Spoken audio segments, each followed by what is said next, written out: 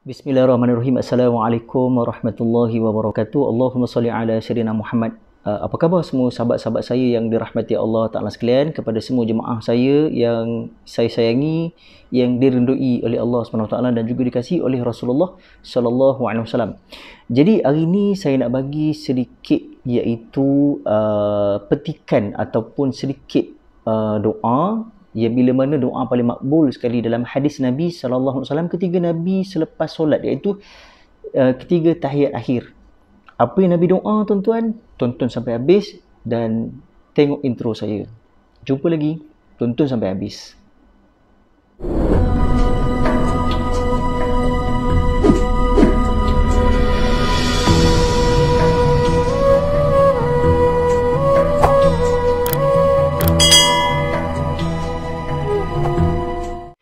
Baik, Assalamualaikum warahmatullahi wabarakatuh. Kembali semula bersama saya, Semangat Attar, kepada rakan media sosial saya, kepada para jemaah saya yang saya sayangi dan juga dirahmati Allah Ta'ala sekalian.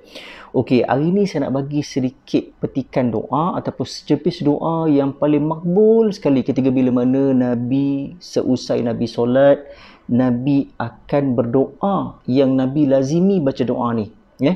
Okey, bukan bermakna kalau kita baca doa Allahumma ghfir lahu warhamhu wa'afihi wa'afu anhu, ataupun yang biasa kita lazimi yang selepas solat kita baca itu tidak makbul. Bukan. Tapi dalam hadis yang disebut doa paling mustajabah sekali dan doa paling makbul sekali adalah amalan yang Nabi buat dan kita boleh buat. Okey, jadi insyaAllah tonton sampai habis, dan di akhir video nanti saya akan snap satu doa yang saya akan paparkan kepada para jemaah dan juga kepada rakan-rakan saya yang kita boleh amalkan tiap-tiap hari selepas solat. Okey, sebab apa? Sebab sahabat dengar ketika bila mana Nabi solat, lepas Nabi solat, Nabi baca doa ni.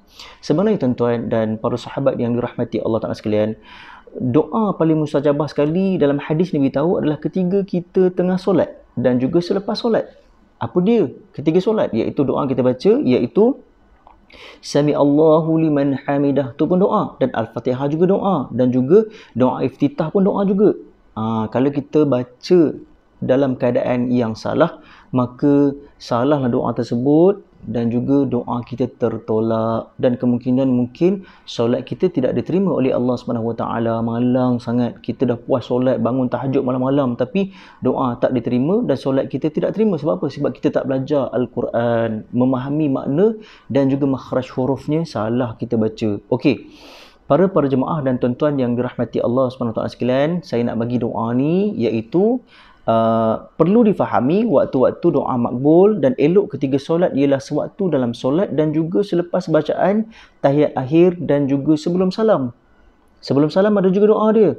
Okey, ini jelas daripada pelbagai nas yang sahih, bersandarkan pelbagai dalil. Antara doa yang terbaik dan paling mudah untuk diamalkan selepas bacaan tasyahud iaitu akhir ialah seperti berikut, diriwayat Muslim, Ahmad, Ibnu Hibban, iaitu doanya apa dia?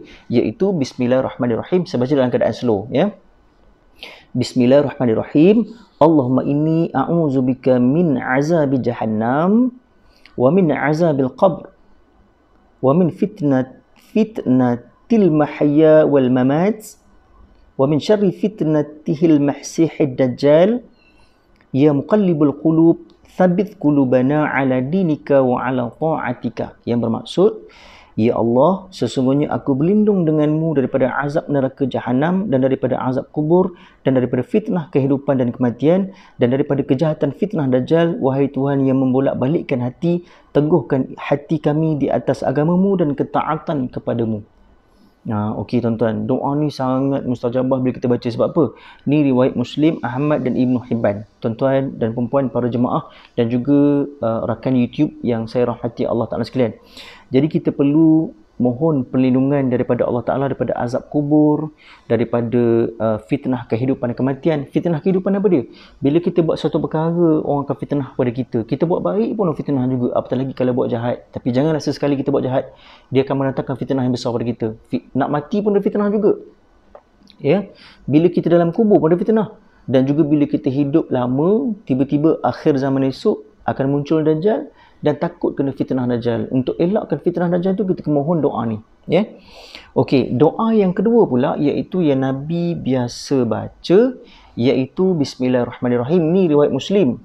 Ya, makna dia sangat cantik. Allahu Akbar, yang berbunyi Allahumma ghfirli ma qaddamtu wa ma akhartu wa ma asrartu wa ma a'lantu wa ma ashraftu wa ma anta a'lamu bihi minni antal muqaddimu wa antal muakhiru la ilaha illa anta. Yang bermaksud, ya Allah, berilah keampunan kepadaku dan dosa-dosa yang aku dahulukan sebelum waktu sekarang, dan kemudian dan aku rahsiakan, aku lakukan secara terang-terangan, aku lampaui batas, dan segala perkara yang engkau lebih ketahui tentangku, engkau mendahulukan ketaatan sesiapa sahaja kepadamu, dan engkau kemudiankan ketaatan sesiapa sahaja kepadamu.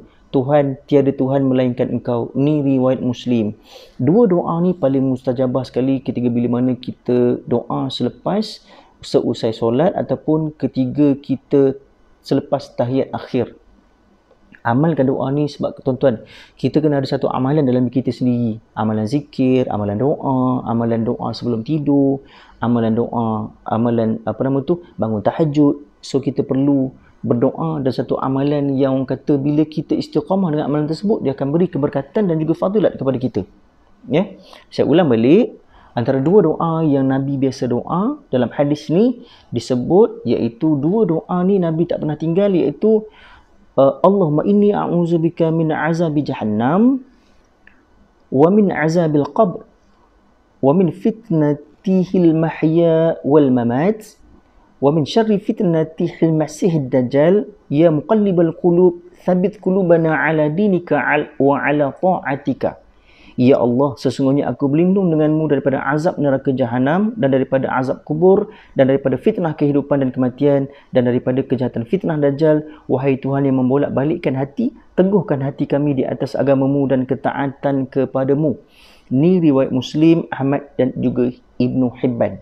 Kita amalkan doa yang pertama tadi. Dan doa yang kedua, saya ulang balik, iaitu dalam riwayat Muslim, Allahumma ghfirli ma qaddamtu wa ma akhartu wa ma asrartu wa ma a'lantu wa ma ashraftu wa ma anta a'lamu bihi minni antal muqaddimu wa antal muakhiru wa la ilaha illa anta.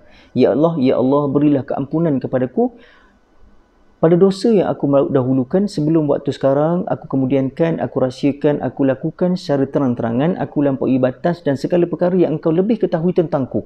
Engkau mendahulukan ketaatan kepada sesiapa kepadamu, dan engkau kemudiankan ketaatan sesiapa sahaja kepadamu. Tiada Tuhan melainkan engkau. Riwayat Muslim. Tuan-tuan, sebenarnya doa ni banyak lapisan. Nak sampai ke atas tu beberapa lapisan, tuan-tuan. Sampai lapisan pertama, Allah Ta'ala tengok dia ni tak ikhlas, campak balik doa pada kita. Dah sampai yang ke langit yang pertama, nak sampai langit kedua, Allah tengok kita ni kuat mengumpat, dia hampar balik pada kita. Ya, dah sampai doa yang ketiga, nak sampai ke langit, tiba-tiba Allah Ta'ala tengok, Allah, dia ni hutang tak bayar, dia lemparkan balik doa tadi kepada kita. Jadi tuan-tuan dan puan-puan yang dirahmati Allah Ta'ala sekalian, para jemaah yang saya sayangi, tolong amalkan doa ni. Tolong jangan lupa doa. Sebab apa? Doa ni adalah senjata kita. Kita tidak ada perisai, tuan-tuan. Hanya perisai yang kita adalah doa. Sebab apa, tuan-tuan? Kita ni di akhir zaman. Bila mana di akhir zaman, banyak fitnah berlaku pada kita. Banyak fitnah yang kita tengok sekarang ni, dengan fitnah penyakit dan sebagainya. Kita takut esok tiba-tiba ada Ya'juj dan Ma'juj ataupun ada Dajjal di hadapan kita terikut fitnah dia, tuan-tuan. Ya, mereka membawa malapetaka kepada kita. Jadi berhati-hati dan sentiasa amalkan doa ni, insya-Allah. Moga apa yang saya sampaikan ni memberi manfaat kepada saya dan juga memberi manfaat kepada tuan-tuan dan sahabat-sahabat yang dirahmati Allah Ta'ala sekalian. Jadi insya-Allah saya rasa sekadar itu saja untuk doa, petua doa, dan juga untuk kepada sahabat saya yang dirahmati Allah Ta'ala sekalian. Saya tidak ada hadiah untuk beri kepada tuan-tuan, hanya hadiah berupakan tazkirah dan juga motivasi saya dapat bagi tuan-tuan. Jadi saya ucapkan terima kasih kepada yang menonton channel saya. Jadi saya sudahi dengan wabillahi taufiq wal hidayah. Wassalamualaikum warahmatullahi wabarakatuh. Jumpa lagi dalam vlog yang lain.